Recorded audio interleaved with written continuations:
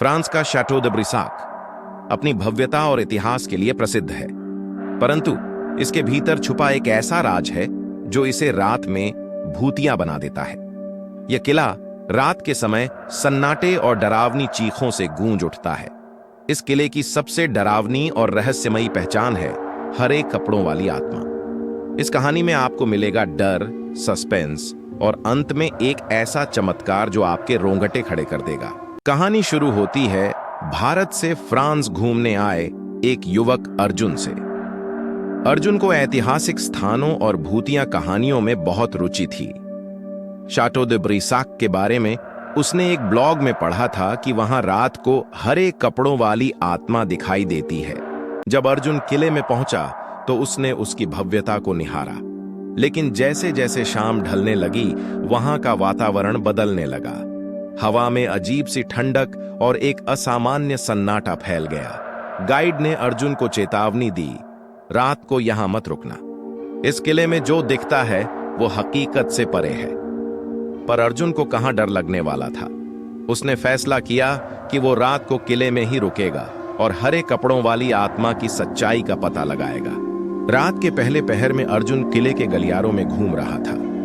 हर कोना डरावना लग रहा था, पर अर्जुन की जिज्ञासा ने उसके डर को मात दे रखी थी। अचानक उसे लगा कि कोई उसके पीछे चल रहा है। उसने पलटकर देखा, पर वहां कोई नहीं था। तभी एक महिला की धीमी धीमी सिसकियों की आवाज सुनाई दी। आवाज किले के सबसे पुराने कमरे से आ रही थी। अर्जुन का दिल तेजी से धड़कने लगा। उसने अपने फोन की टॉर्च जलाई और धीरे धीरे उस कमरे की तरफ बढ़ा। जैसे ही अर्जुन कमरे में पहुंचा, उसने देखा कि वहां एक महिला खिड़की के पास खड़ी थी। उसके लंबे घने बाल और हरे रंग का गाउन चमक रहा था। अर्जुन ने साहस जुटाकर पूछा, तुम कौन हो? महिला ने धीरे से अपनी गर्दन घुमाई। उसकी आंखें लाल थीं और उसके चेहरे पर एक भयानक मुस्कान थी। अर्जुन ने देखा कि उसकी गर्दन पर गहरे घाव के निशान थे। मैं इंतजार कर रही हूं 400 सालों से, उसने धीमी पर गूंजती हुई आवाज में कहा।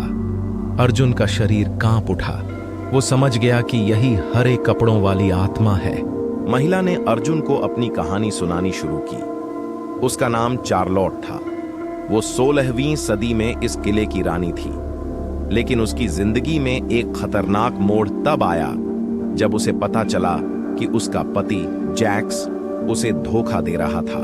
एक रात गुस्से और जलन में जैक्स ने चार्लोट को मार डाला।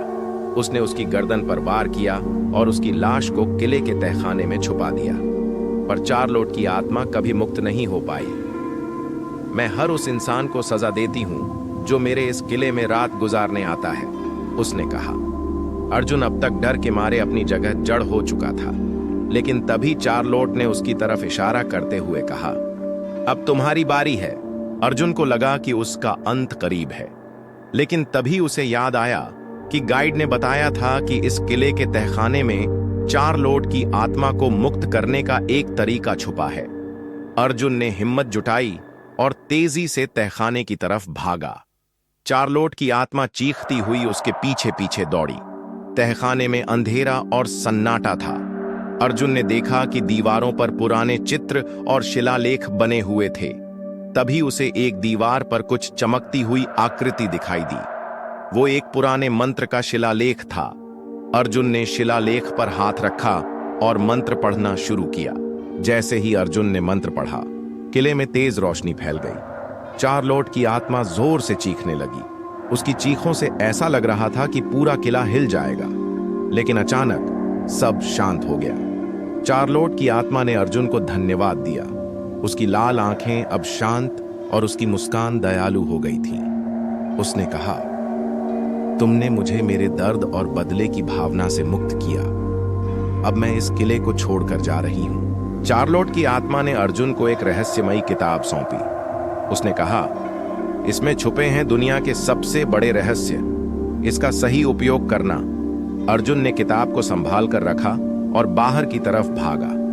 जब वो सुबह किले से बाहर निकला तो गाइड ने उसे देखा और पूछा, तुम्हें क्या हुआ? रात भर किले में थे और जिंदा लौट आए? अर्जुन ने मुस्कुराते हुए जवाब दिया, कभी कभी डर का सामना करने से चमत्कार होते हैं। कहानी यहीं खत्म होती है, लेकिन अर्जुन की जिंदगी हमेशा के लिए बदल चुकी थी। शाटो द ब्रिसाक अब एक किले से ज्यादा रहस्यमयी इतिहास का हिस्सा बन चुका था, और अर्जुन वो दुनिया को इस किताब के राज बताने के लिए तैयार था। क्या आप इस कहानी को महसूस कर सकते हैं? क्या आप शाटो द ब्रिसाक की रहस्यमयी गहराई में जाने का साहस कर पाएंगे?